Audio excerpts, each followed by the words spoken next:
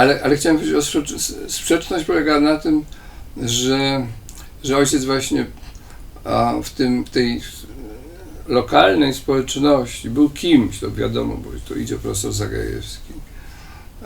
No, nie był profesorem natychmiast, ale dość szybko nim został.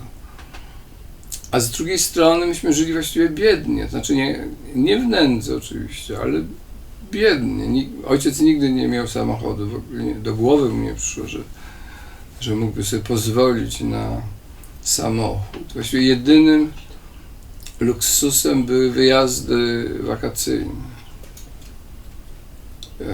nad morze albo w góry.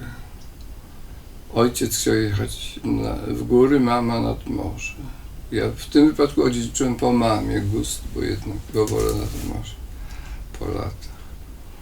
No i gdzieś w tle był ustrój komunistyczny. Oczywiście jako dziecko nie bardzo to wszystko rozumiałem.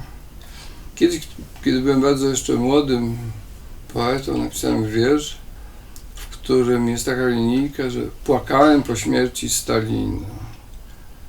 A dzisiaj nie jestem już pewien, czy rzeczywiście płakałem po śmierci Stalina. Stalin umarł w marcu 1953. Może, a może nie. Na pewno trudno było być wtedy małym dzieckiem, takim uczniem najniższych klas i nie być zupełnie poddanym propagandzie.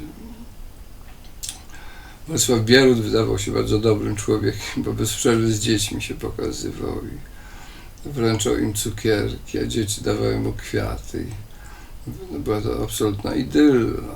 No także Stalin głównie spędzał czas z dziećmi. Także długi czas, a moi rodzice może popełnili błąd, ale nie, byli oczywiście, byli zdecydowanymi antykomunistami, odrzucali to całkowicie. Ale nie mówili mi o tym, jakoś, nie wiem, czy się trochę bali, że ja to mogę wypaplać, albo chcieli mi oszczędzić komplikacji emocjonalnych. W każdym razie przez jakiś czas, zupełnie na początku, nie wiedziałem, gdzie jestem, nie wiedziałem, jaki to jest system polityczny.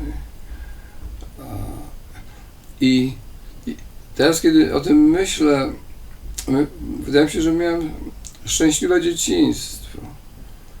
Chociaż dużo później zrozumiałem, że urodziłem się nie tylko 21 czerwca, w najdłuższy dzień roku, ale urodziłem się po największej masakrze w historii świata, po Shoah.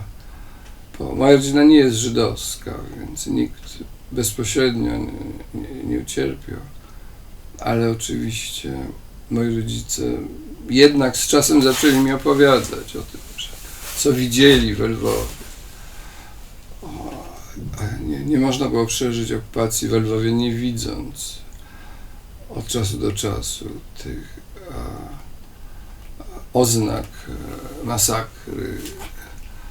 Moja mama mówiła, że widziała kiedyś taką ciężarówkę wiozącą trupy żydowskie. I ja tego długo nie wiedziałem, ale mimo to obiektywnie urodziłem się w cieniu tego. To dużo później zacząłem rozumieć i to też weszło jakoś do tego, co piszę. Ten moment obudzenia się do życia w cieniu tej straszliwej katastrofy. Ten komunizm był o wiele bardziej niewidoczny. Nie było mowy o ciężarówkach, które by wiozły zwłoki ludzkie. To były okrucieństwa, ale mało widoczne.